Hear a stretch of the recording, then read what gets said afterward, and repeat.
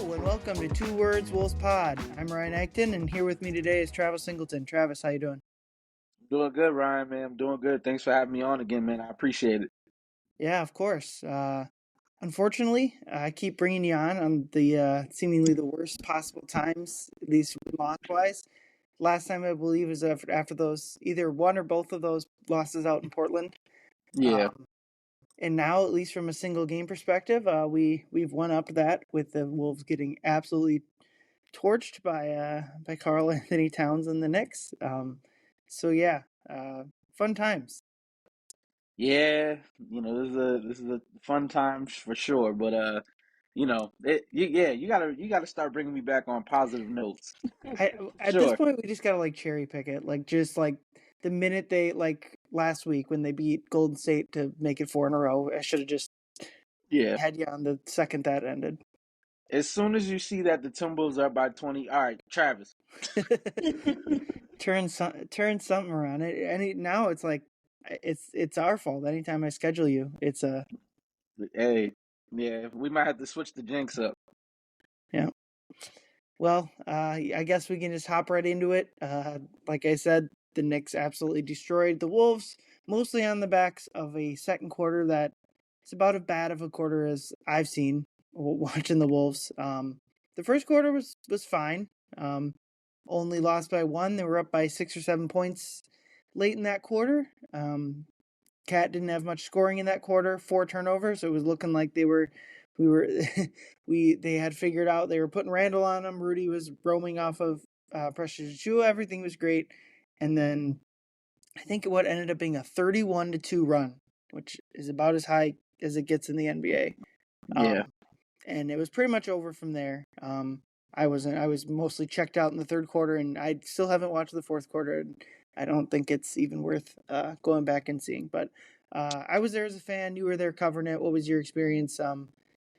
Talking with Kat pregame, postgame, just kind of everything you saw there. Yeah. It was really, really good to see Cat back in the building and had some pregame banter with him, which was pretty cool, and just appreciate him for everything he's done for my career, especially making me feel welcome coming to Minnesota. He kind of just rolled out that carpet and was like, "Hey, if you need anything," or always took the time out, and definitely appreciated that. So it was pretty cool to just be able to have a little interaction with him pregame, but post game, it was interesting as well. But during the game, it was interesting to just see, because I thought the Timberwolves had everything rolling. I mean, Julius Randle had 15 points in the first quarter, and I'm thinking, all right, here we go. They found something. He took the first 8 shots, I believe, if I'm not mistaken. And he really tried to set the tone, and you can kind of tell they set the tone on the offensive end with running the offense through Julius. So it was just interesting to see because, like you said, it was like right after that first quarter, it was like the avalanche of Cat came, and it was kind of like he finally switched it up and finally got the jitters out, and I saw something that he went 100% when Rudy was guarding him, which is kind Yeah. of crazy as well. So. He was just in his zone. He was in a rhythm. Those rims, the court, he's comfortable here, so he let it be known that he was still comfortable, and he was making some contested shots. I mean, some of those shots, I mean, you just gotta tip your hat for sure. It's your night, and you can tell too that one of the things I was very impressive was his rebounds weren't forced. Like he was in the flow of the offense the whole night.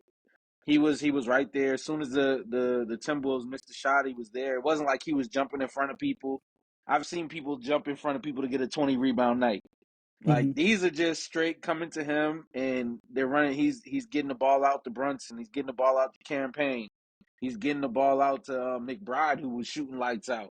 I mean, some of the stuff that was going on last night, I just couldn't believe it. And like I said, I'm happy for Cat. Just like Ant said, he said I'm happy for Cat, but at the same time, nobody wants to lose. So it was just, it was. If you're a Cat fan, you got exactly what you wanted. If you're a Wolves fan, you're still trying to figure it out.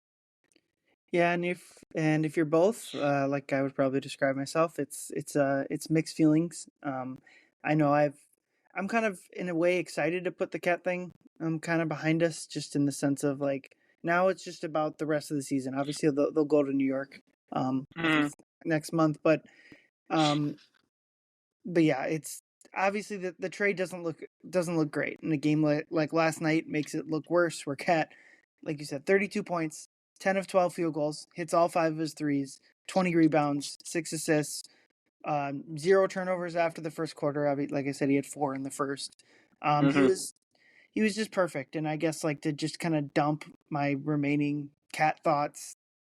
Um, I've I've talked a lot about him already this week. Just the first pod kind of ranted about people that didn't like him when he was here, which was weirdly a lot of people. Um, Chris Hine wrote a really good piece about just that type of thing where people like the word he used and a lot of people were used as zesty, which is just like a thinly veiled homophobic thing. And Yeah, there's a whole stuff like that is just has always frustrated me with the how people talk about Cat. And then just people that didn't like him, even just on the court stuff, and always wanted him traded. And just watching that game, I just kind of I tweeted it out. It's like, well, here you go, you got it. He's gone, and he just torched you.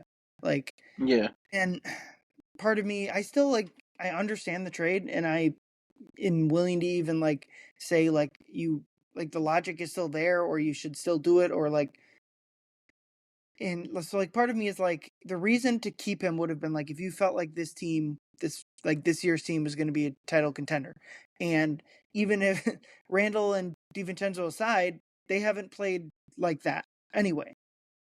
So yeah, I'm not even sure the way that they've started this season like makes me like more wish that they had kept Cat, because honestly, I talked with some of the Knicks beat writers at practice, and they didn't immediately snap back at me for this opinion, so I'm going to say it again here.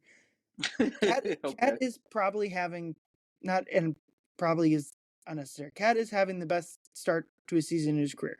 I that's but like that is true for a lot of 29-year-old NBA players. But in my opinion, I don't think like what I've seen a lot is like Cat has taken another leap, and I'm like, and I personally am like, this is who he's always been. Largely, this is who yeah, he's always been. Maybe he was 95%, now he's 100%, but like I this is who he's always been. When he plays center, he is the the best scoring center in the NBA. And I say scoring because and that's probably not even true. It's probably Embiid and then if you're talking offensive, it's Jokic. But like he's up there. he's up It's there. like he's one of the best scoring centers ever, probably one of. Yeah, And yeah, so, but and the whole thing the past couple of years is because he was playing power forward, because that's where defensively he fits in, and the Knicks are going to have to deal with that too. Him playing center, they haven't been good enough defensively, and blah blah blah. But like where I get frustrated is like just kind of the national narratives of that, the local narratives, and so it all came to a head, and basically all of that coalesced into what is a terrible game for the Wolves. But I also kind of think the fan overreaction is a little bit over the top, just because like all the narratives have kind of combined into one to just be this ultimate like just black hole of death game that hopefully that yeah, is just a one-off crap. yeah. No, I totally agree. I mean, the fans are overreacting. It's one game. One game doesn't define the season, you know. And a lot of people are thinking, "Oh, Cat came here and torched us. Now the season's going backwards. Oh, we lost the trade." Or, they're fans are going to be fans. You brought up a good point though, and I talked to Cat's dad pregame about it, and I just said, How is the fit been, compared to the fit when he was in Minnesota? And he was just like, you can see it right here. He's like, he's playing the five now. He's comfortable, and that's why he's getting the rebounds. He's like, he's been doing this his whole life. He said he just had to adapt and he had to be a team player when he was in Minnesota when Rudy got there. And that's the type of player that Cat is. He's gonna sacrifice. He's gonna do the right thing for the team, and he's shown that. Now he's back in New York, playing in front of his hometown too. Yep. They're feeling comfortable. They're sleeping in their own beds. Him and his family. You know, So now he's playing with a lot more swagger and in that comfort level that comes with it. But I love how him and Brunson play off each other too. That's another dynamic, that a lot of people are missing out on too, because I think Brunson, he's adapted his game to Cat, where he's getting Cat in his spots and he's making sure that Cat's getting his touches, and he's also letting Cat get the rebounds and start creating that quick tempo for the fast paced game that they played, especially last night. I mean, how many fast break points did they get last night? I mean, it was ridiculous. Every time I looked up, I felt like McBride Yeah. or Sims. Somebody was at the rim getting an easy dunk or easy backdoor. It was Yep. always something. So I think the way that their offense is flowing is really good when they get Mitchell Robinson back. I think that's going to really take them to the next level. I don't see them, and I said this last night, but I don't see them, seeing my Celtics or nothing. It's not. I'm not scared as a Celtic fan, but they're gonna make it interesting. And like I said, I was happy for them. Huge game. Um, I think this one more so for me, and I forgot who asked. I think it was Jace, but I think he asked Coach Finch about what happens when these players get these hot starts. And like how Randall did. It's when you have a hot start like that, the ball's not moving. You know what I'm Yeah. saying? The ball is constantly going to that player. So at the end of the day, that player is not getting the other team and the teammates involved as much as they can be. And then at that point you're kind of watching. So that's kind of what happened after that first quarter. It was like, all right, Randall went to the bench, and then all of a sudden, Cat just erupted. Yep. And by the time Randall came back in, it was like a 24-2 run or something. Hmm. It was already, it was already getting ugly. Yep. But it's a bad game. Timberwolves played a bad game. At the end of the day, that one game doesn't define their season. And that's what I've been trying to tell a lot of the fans and make sure that people understand. Like, one game's not going to define it, but I will say this: a lot of the fans were looking at it from a standpoint of, okay, yeah, Dante and Julius better outplay Cat. We want to make sure we win the trade. You're not winning the trade on one night. Hmm. And that's what a lot of people need to understand. So I might argue you're totally, not going to win the trade at all. That the arguing like the reason they made it, and if people don't like this, I understand. The reason they made it wasn't because they think Dante plus Julius is better than Cat. It was either to save ownership money, to avoid second apron penalties in the future. Um, that was it, and yeah, probably I'm guessing more. I hope more the latter than the saving money portion yeah, of it. But I mean trading. I think trading out the best player in the trade is you're almost certainly not gonna quote unquote win the trade. yeah. You're not gonna always get the same value back unless you're Sabonis and Halliburton. That was a even Steven. That was one of those trades where I was like, okay, they both won. You know, Yeah, I would still argue that Sacramento's kind of come out with the short side of the stick there, but they that is also a flip side of my argument because Sabonis is the more talented player in that trade. But yeah. I just like what I mean. It benefited for both. So sometimes it can work yeah, out. But my question to you is, where do you feel like this team goes now? Because this is like a roller coaster. So where does this Timberwolves team go? And then also, how do you feel like the Timberwolves fan base will react if they lose a Randall, if they lose a Dante, where they don't get anything in return essentially for Cat with this trade moving forward? I think the fans are kind of already done with Randall. It seems Okay. like they're already tired of him. I'm sure most people would say, well, you can't just lose him for nothing. I mean, if they don't trade him at the deadline, I'd be pretty surprised if they brought him back. So you're probably going to look at losing him for nothing, or if a sign and trade were to open up where they get a second round pick back. I don't know, but I don't know where they go. The obvious answer is looking at the offense. The offense has been Hmm. bad, pretty much. Well, they were like they were top 10 for a couple weeks into the season. It was their defense that like how the defense looked last night is how it was like the first month ish of the season. They were just not getting back. They were not matching up. The pick and roll coverage is bad. Everything that happened last night was, and they've obviously papered over that. The defense Yeah. is right back to where it was. It's first in the last like 15 games and fourth on the season. But the Hmm. offense is now ranked 21st on the season and 28th over the last 10 games. Over the last 10 games, the two teams below them are the Washington Wizards, who, like, from a plus minus standpoint, are tracking to be the worst team ever, and the Lakers, which Yeah. we saw the Lakers twice. Did that look like a Yeah. good offensive team? It did not. Yeah. So I just, to me, that's like and it honestly, it was before the Cat trade. Like, they weren't good enough offensively last year, and so, like, the big thing I think about is you talk about like Cat and Brunson are basically the best two-man game in pick and roll this year. They're like, Yeah. I mean, this will go down, but they're like 2 points per possession or something, or maybe it wasn't that. It was they're like way above everyone else, and Yeah. that's kind of frustrating from a Wolves perspective because they would have like come before the Cat trade. That's what I would have said. Like, let's get a two-man game between Ant and Cat, and Yeah. the Wolves have none of that. I mean, Yeah. They the do Ant have a Rudy 2-man game. the Ant Rudy pick and roll actually has good numbers, but it's literally just Yeah. it's not playmaking. It's like all the good numbers are just Ant pulling up from three. It's like Ant's Yeah. playmaking numbers in pick and roll with a Rudy are bad. So I don't know how they turn it around. Finch like said like run more sets. That'd be my thing is like run set plays far more often than you do. But I don't know how easy that is to implement like mid season. I mean, it would have Yeah. been maybe if they tried it during these like 1,000 off days they've had, but it's like to me, it's like it's a full system breakdown on the offense. Like for the reason I don't think the coaching staff is putting guys in the right spot. So many times Finch has like said, "I should have been doing this. I should have been way more Yeah. any Yeah. other season."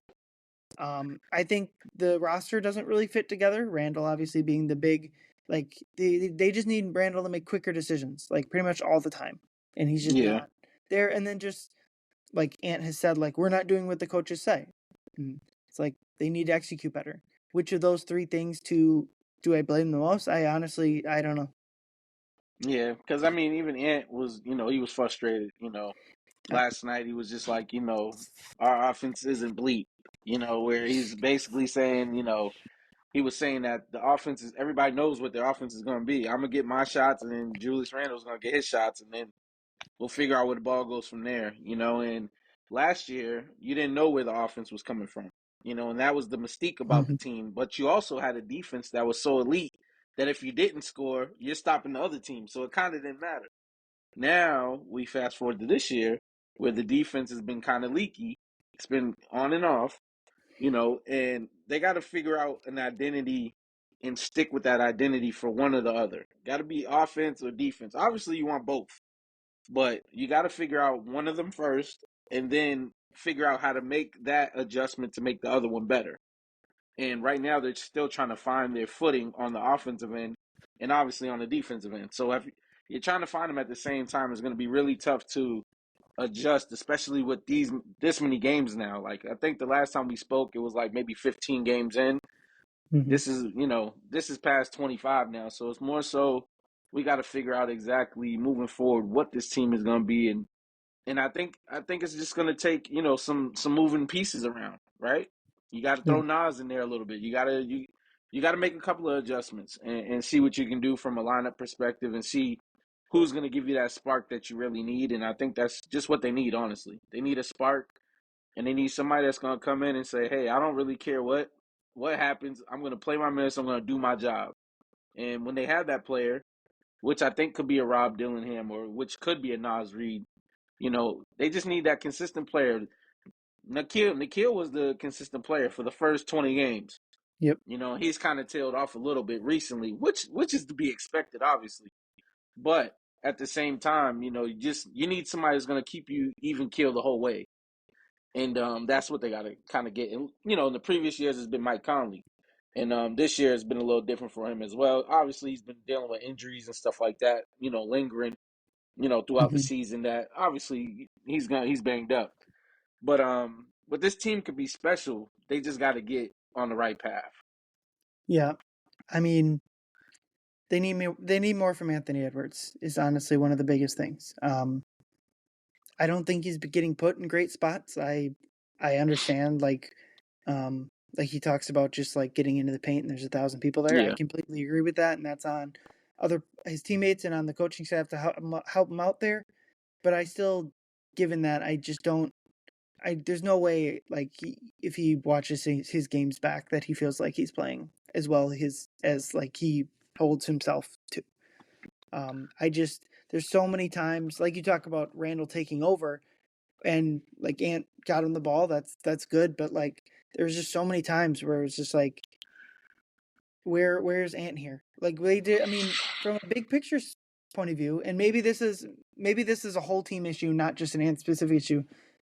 Ant should be competing for first team All NBA. Ant should be one of the 5 best players in the league. That's who the Wolves need him to be, and he's just not close. yeah, Like if the season ended today, I don't.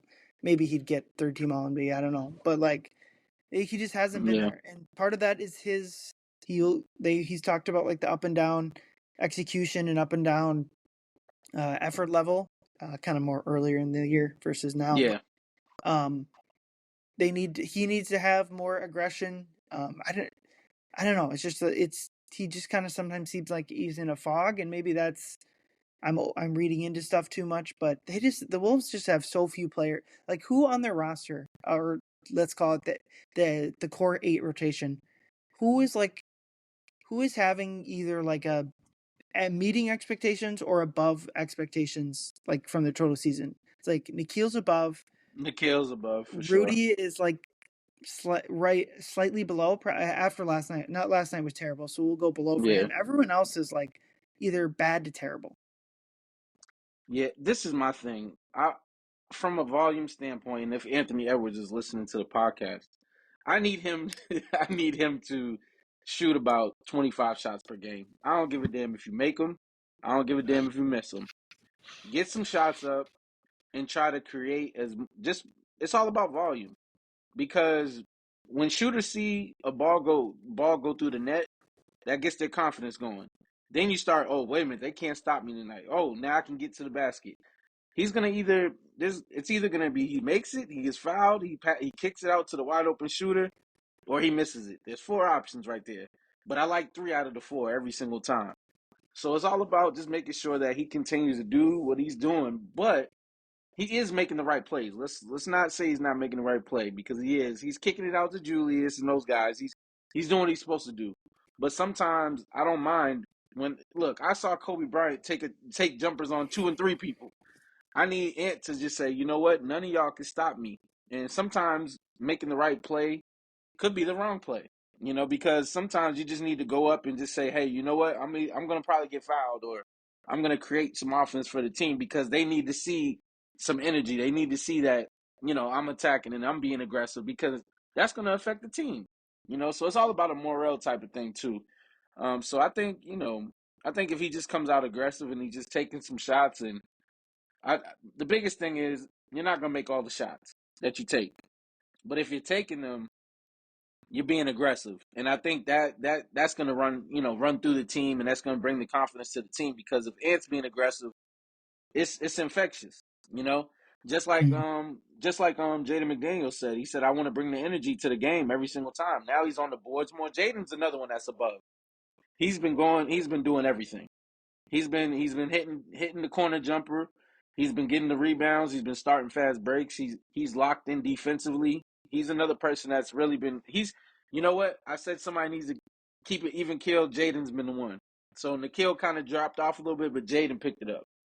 Yeah, what I guess with Jaden, his start to the season was really poor, and so I don't know where to, but he's been very good of late. So Yeah. where does that balance out? I don't know, but you're right. Jaden's another person that, um, at the very least, is probably playing up to the level you'd want him to, but like they're just not getting good enough play from Randall.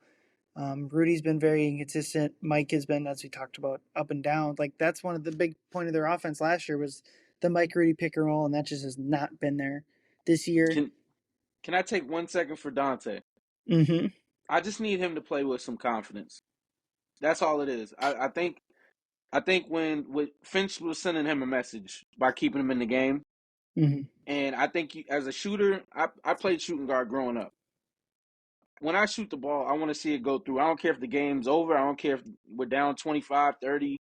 When I see the ball go through the net, that brings me some confidence going into the next game. And I think that was one of those moments where hopefully Dante seeing his shot go in at the end of the game can kind of translate over, because he's the one player that I feel like he's being a little too passive. And the thing is, he's getting some open looks. I've seen him have some easy layups, and then he's like, "Oh, I need to pass it." It's like, no, just Mhm. play your game. They're gonna adjust to you. Just like Anthony Edwards said the same thing about Julius Randle. He said, "Play your game. We're gonna adjust to your game." And I think Dante just needs to just focus on being him. Play your style of game, pick and pop. Look for the 3-pointer. If your teammate's open, make sure that you kick it to the open player. But he's a lethal shooter, and if he's hitting those 3-pointers, and if he's actually taking those shots, I think that opens up a lot of spacing and a lot of opportunity for the offense as well. And I think that's been the missing piece as well, because he hasn't been shooting at a high clip that we've seen him do in New York. So once that translates over, that's going to open up the flow of offense as well too. Yeah, the Dante struggles have been like mystifying to me. I mean, people go through poor shooting stretches, so it is what it is there. But I do wonder if the lesser minutes are kind of throwing him off. And I'm not even sure that's a good excuse because I they don't have extra minutes for him most nights, so he's gonna have to try to find a role with what in the minutes he's got. I mean, we obviously cross our fingers no one gets hurt, but it's been Yeah, kind of amazing that other than Mike missing a few games, I can't recall anyone else missing a game. That's kind of insane.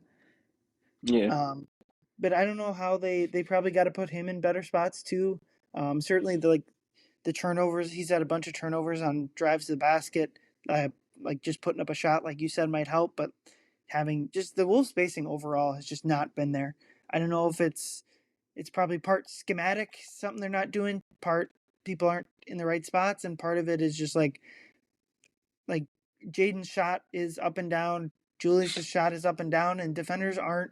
They're just if ultimately if the defense breaks down and the defense gives up a Jaden three or a Julius three, they're kind of living with it. And as much as like Cat didn't put up a ton of 3-point shots, teams always like respected his shot and were guarding him close up, and that was creating space. So whether the shots were going up or going in, they were spreading out the court. And just you just watch some of these Ant drives, and there's just, I mean, especially with Ant, where they're just playing all the gaps they got.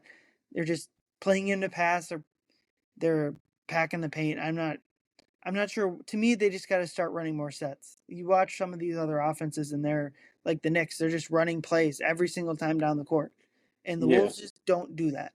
And yeah. it's now third year running with Gobert on Mm, this team that the offense has been an issue. And so, to me, I just think in bigger picture, it's time to like make changes.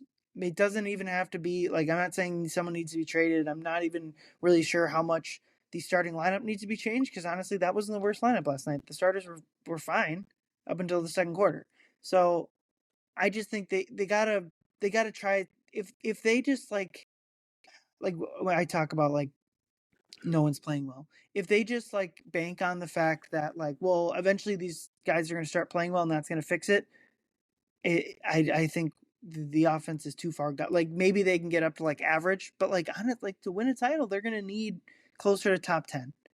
yeah, And maybe maybe we're getting to the point like we're 26 games in the year. We need to kind of ditch the idea of this is a championship team. But if they want to be there, which was their goal preseason, the offense is just 10,000 miles away. yeah. The good thing about the NBA is you got 82 games. So they still got another stretch of games Mm-hmm. where they can try to figure this out. Because we could be talking right now how things are atrocious, and then they flip a switch and go on a 10-game winning streak or something, and then we're having a different discussion. And that's just how life is. But I think you hit it on the head though. They have to make some changes, and it don't have to be trade wise. It just got to be whether, you critique minutes, right? You just make sure you put people in better positions to be successful. and have the lineups that can kind of match too. You know, I think it's gonna take for something like that for this team to be like, okay, all right, let's go. You know, let's try this out. You know, and I Mhm. think they're in the experiment. You know, point of the season right now because this is make or break right here. You know, this stretch before going into All Star is gonna be that's the stretch. You know, because then at that point you're either raising somebody's trade value or you're dropping it. Mhm. so so Yeah. you know, so you gotta make sure that you're doing the right things. And you know, I one thing I will say is I appreciate Anthony Edwards as a leader. You know, he's always taking accountability, and he's taking that role, and this is a new role for him. You know, because now he's Mhm. the vocal leader, and he's the guy that people are looking at because he has the keys to the franchise. So it's a new role for him, but I think at the end of the day, like he's grown into this role, and he's going to continue to try to get better. And I think the offense will come around. It's gonna take some time though. Yeah. And when I criticize Ant, it's always because like it's because I have such a high status for him and have such a high bar that like it like I just think they need more from him on the court. I think he's done Yeah, a good job, like you said, like off the court in the locker room, kind of being that leader because he wasn't expected to do that when Cat was here, and that's been more of his role as Mike kind of transitions out of that role and Kyle Anderson is gone. But now, as we've talked about, they kind of need more from him on the court and like transitioning to kind of the defensive stuff. I think he's been kind of one of the biggest factors of that. And there's always going to be a little, they need so much of him on offense. There's just going to be a little slippage from yeah, that you're yeah, going to live with any superstar. But like thinking about the game last night, what really started the avalanche is Nas picked up his third foul. And yeah. I'm Got in going to say foul this, trouble. Yep. I'm going to bury this in the middle of this pod. I ban the charge. I hate charges. That and it's not even like obviously like if you're guarding someone one on one and you just run them over, like that's obviously an offensive foul. The like sliding in is my Yeah. least call in all of basketball, You don't especially like when it? I hate it. I think it's terrible. It's worked Um, for my Celtics for the last couple of years. So I mean, you know, Marcus Smart and all these you know, Derek White, all these guys, okay, Derek Pritchard, White. They you know. won a title specifically because they got rid of Marcus Smart. So, No. I'm but saying Marcus Smart was known for it. Like when he was yeah, in the I know, Celtics, like he would just slide right under you every single time. right? And they got rid of him and won a title. I love it. I just it's just not, and that was either the first or second foul Nas got was Yeah. Brunson, and it was the by the rule book, it's the correct call. So I'm not even arguing. I'm arguing with the damn book. So like I know Okay. what I'm. And then the third foul, again, correct call. Stop foul grifting. I hate it. It's not even. It's like a respect the game type thing. Yeah. He looks back, sees Nas, and purposely shifts his jump shot to draw the foul. And again, it's a foul. And if you're Nas, if you're running behind him, you either gotta either gotta know you're gonna take a foul here or you gotta let him score. So it's not even. I just anytime someone is trying to draw a foul, it annoys me. But again, I'm the dummy. I'm the one arguing with the book. So No. This is the thing though. You got to watch film. There's three players in the league that specifically do that. There's Brunson, Shea, and Chris Paul.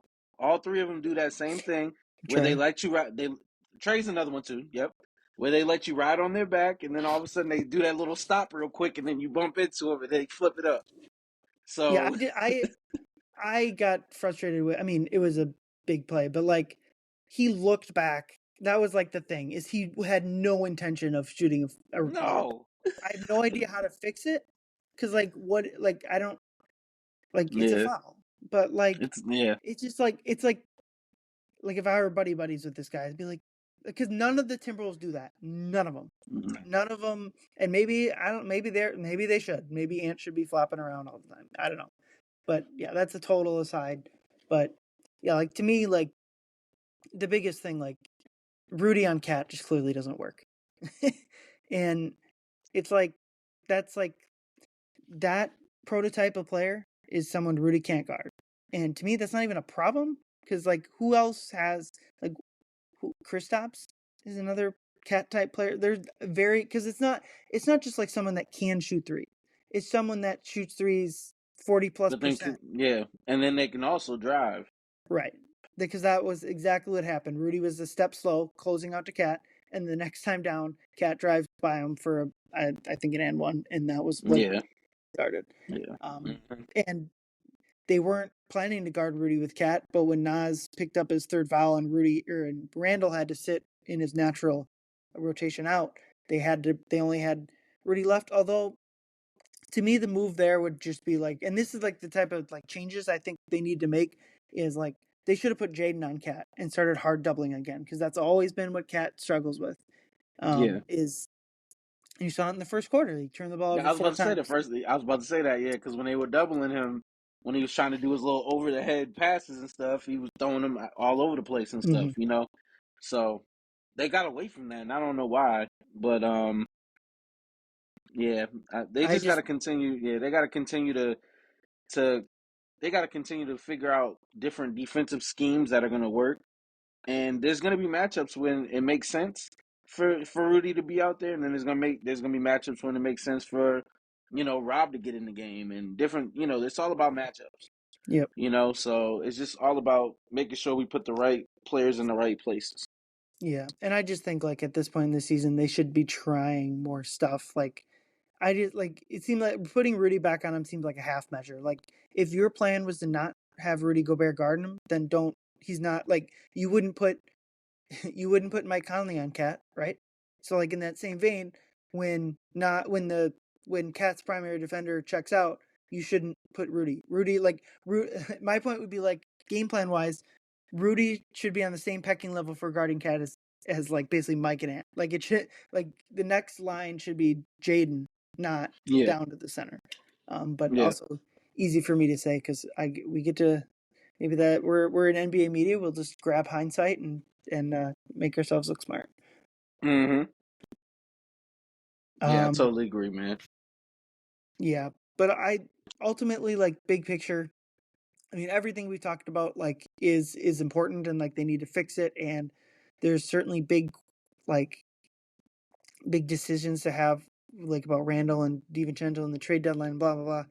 But the one good thing about the trade, and I don't want to like underplay how real this is, like cap wise, like if this type of season was going on with Cat, they would be in a really bad spot because they just would have no way to get out of it, and they would be losing one or both of Nas and Nikhil. And so that's the one good thing about this trade is that they aren't stuck. I know people like they're still in the second apron for this season. They might be stuck if this is what the team is, but Yeah, they Julia either like they'll be able to retain two of Julius, Nas, and Nikhil if they want to. If they'll be able to trade like they're not maybe I'm not willing to go here like maybe this season is screwed. I did not but they're not they're still in a fine spot and I just think like the fact that they're above 500 with the 21st ranked offense, I just think there's like such if they just even get that up to average, they're going to start winning a yeah. bunch of games. hmm Yeah, all it takes, like we said, this whole time, it just takes some changes and a couple of things to go your way too. But you're right though. I mean, with the cat situation, I mean, if we have him, we're gonna be in a tough spot. Regardless, just watching this team, and covering them, you know that you're gonna have to lose somebody in order to retain. Um, but from that aspect, you know, I could play devil's advocate where it's what if we had Cat and then Yeah. right now we're sitting at 20-6. Mm-hmm. You know what I'm saying? So it's one of those Yep. where, you know, I me personally, I think that all this team needed was some experience. And I think that's exactly what they got when they got to the Western Conference Finals. And you could tell the way Ant was, he was like, you know what, okay, now I know what it takes to actually get this far in the season and we tasted it now. So now let's get back there. Yeah. That, And that was the mindset, and that was the vibe, and that's honestly why I felt like okay, they're gonna run it back one more time. If it doesn't work out, then I thought they were gonna move forward from Cat, to free up the money. But it's just rare that you see it, and we've seen these instances even with the Lakers with Darvin Ham, and even Dwayne Casey after he won Coach of the Year. Like when you have like certain people or certain teams that just have a really good year, and you're like, oh, okay, they're gonna come back and improve. But then it just opportunities never happen. Yeah.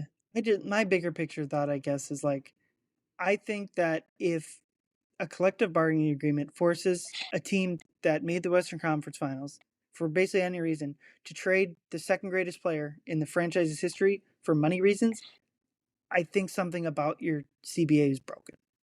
I I just think like whatever like the penalties should and maybe I'm still willing to maybe the Wolves ownership was just cheap and this trade saved them a bunch of money and that was it. I don't know. I don't Yeah, I'm we may never know. I don't even we're still waiting to know who even owns the damn team in a month. So I just that's my frustration is like this didn't in any other point in NBA history there would be no even reason to need to trade because they'd be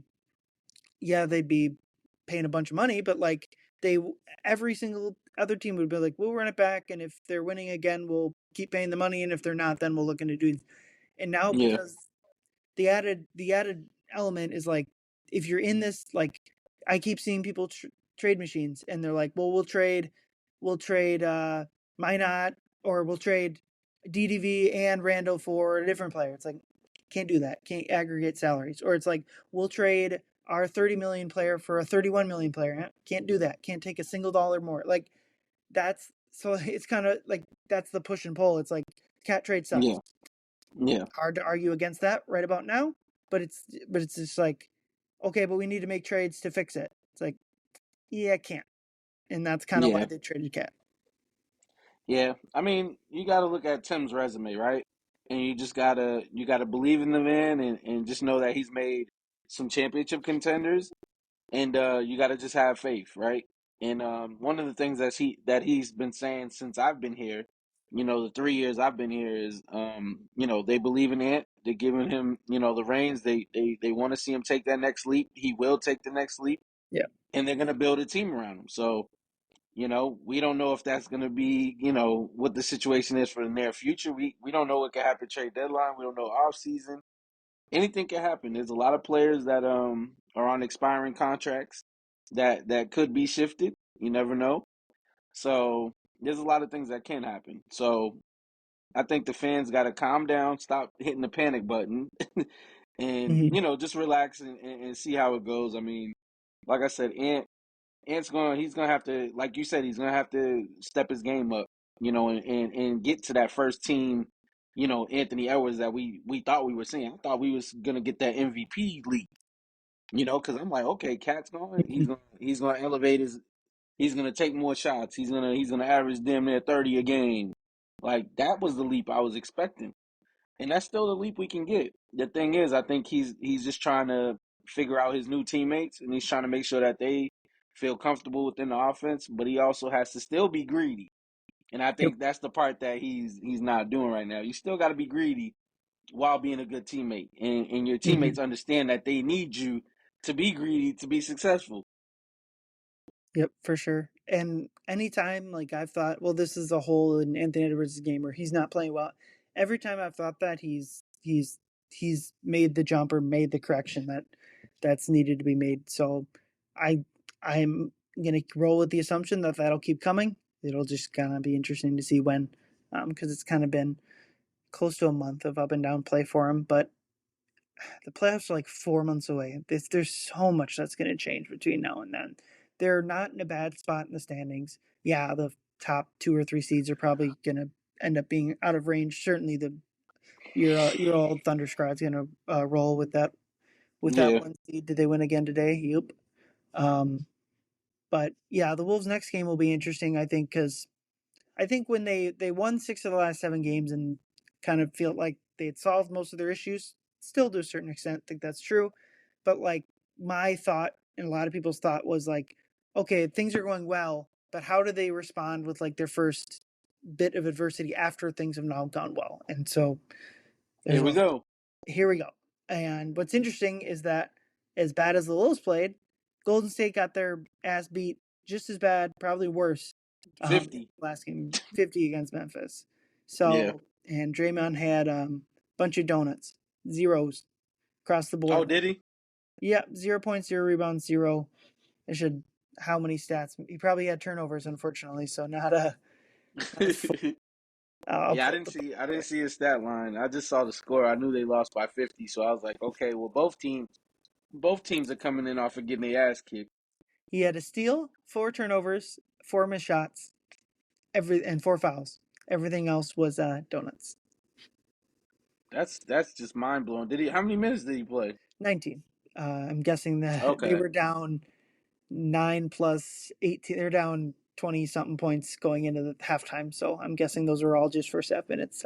Yeah, probably. Yeah, cause So he'll be pumped up to face yeah, he's a. Ruger. Oh yeah, and he's gonna be pumped up for Ant. Him and Ant always talking trash. Remember, Ant said he likes talking trash to Draymond. So Uh-huh. So that'll be interesting. Both teams are kind of coming in. Well, the both are coming off of terrible losses, but like the yeah, Warriors have an extended stretch now. They are 2-9 in their last 11 games, and I'm sure like they're getting beat pretty good in some of these games. So yeah, it'll be interesting. I was kind of surprised. This kind of goes to like the try not to overreact. The Vegas sports books absolutely still love the Wolves. They were when I checked earlier today, they were 5.5. Now it's down to Wolves 4.5 point favorites. So like every time I look, I think the Wolves have been underdog in still just 2 games the entire season, which is crazy. I'm looking at the schedule. that is kind of Yeah, crazy. they've been underdogs. I think in maybe three games. They were up that second Golden State game. It flipped. It kept flipping between who was favored. Yeah, 3 games the entire year, and I mean, they're going to be favored in this one. They'll be favored Yeah. probably in Atlanta in 2 days. Oh, Hmm. and then at Dallas on Christmas will be the fourth time they're underdogs. But Yeah. yeah, it just maybe to wrap it up. Where do you think this team like their ceiling is? Where do you think this is like their like 50th percentile of the finish? And to me, like the bottom of the barrel might be. I don't think out of the, like playing team is certainly 9 or 10 seed is certainly like in play as a worst case scenario. Yeah. I to me like I think like the 3 seed is like the 99th, like they could get up there. Like I think like Memphis and Houston and certainly like the Clippers will come back down to earth probably a little bit, but I would probably guess like 5 seed would be my 50th percentile. What do you think? Yeah. I mean, my envisionment is, if that's the word, I envision for them to be within the 3 to 6 seed. You know, when it's all said and done, that's kind of where I got them at. Um, I would love to see them, you know, continue to strive and get to that, you know, at least make a run for second. But like you said, the worst case scenario would be a playing team, but I don't see them even getting close to that, in my opinion. I really do see them finishing between 3 and 6, and then it's kind of roll the ball out and let's see what we got to play, you know, Hmm. and that's kind of where I'm at for it. I think I honestly think this team is just really coasting right now, you know, because I think Ant's just gonna be like, all right, I'll be locked in for the playoffs. He had such an amazing playoffs. I think that's just where he's gonna just thrive, you know, because they can go into the playoffs and then all of a sudden it's you get hot at the right time and anything can happen. So I still think they're a championship caliber team. Um, and it's just gonna take for, like I said, those small little changes, and you even said it. It might not even be a trade. You know, it's just make some tweaks and make some changes, and I think they'll be okay. But three between the third and sixth seed for sure. And then, you know, with a playoff series, anything can happen. It's who has the best player. You know, who has the best player and who can execute. Yeah, I mean, just kind of like vaguely look at the standings. It'll change, so it's probably not worth digging into too much. But like, if things like we're currently set, like to me, the two best teams in the Western Conference right now are OKC and Dallas. I think I'm not even sure it's close. I know the stat like Memphis is really good. Memphis would probably be my third best team. Those teams will probably be hard to catch in the standings. It doesn't. Memphis has a really tough schedule, so maybe they'll come down a little bit. But like, they have a 4 game cushion on the Wolves. But like if you're in a bracket with like Memphis and Houston or something, and like those are the two teams you got to go through to make a West Finals, that seems incredibly doable. But Yeah, if they're like the 5 seed and they have to go to Dallas in round one and theoretically to OKC in round two, that just that's not going to be possible. It feels like so. To me, like the goal regular season wise, the rest of the year is get out of the plan. Um, you don't want to be playing in that, and then hope a matchup goes your way, and you can try to find and really the rest of the regular season find your offense because like 28th in the past 10 games just screams like we have an issue here. Yeah. Yeah, they just got to find it. Like I said, they got to find their identity on the offensive or the defensive end, figure out one of them first, and then go off of that and be able to build some confidence going into the other. So if the offense starts clicking good, you know that your defense is your true identity. Since Rudy's been here, let's make sure we get back to that defense Yep, and lock in. That's all. And it's so crazy because if a couple of shots are made here and a couple of shots are made there throughout some of these games, then we're not having this discussion. You know what I'm saying? So it's just all yeah, about it's all about how you play and how the game goes. absolutely. Well, that's where we're gonna wrap up. Travis, you got anything to plug? Just check out sneakerreporter.com and continue to follow Sneaker Reporter. Appreciate you, Ryan. Just for having me on. And like I said, next time, next time I need to get on after a win. Yep, absolutely. Well, after the new year here, we'll kind of try to target a fun stretch where we can gush over like an Anthony Edwards 50-point game or something like that. So yeah, Okay, we'll look out for that. I'll hold you to it. Just let's make sure we look at the schedule and see whoever's below 500, and we'll schedule for after that game. At Washington, January 3rd, 13th. There you There you go. go. There you go. There you go. That's perfect. Awesome. Well, thanks for listening, everyone. Have a good one. All right now.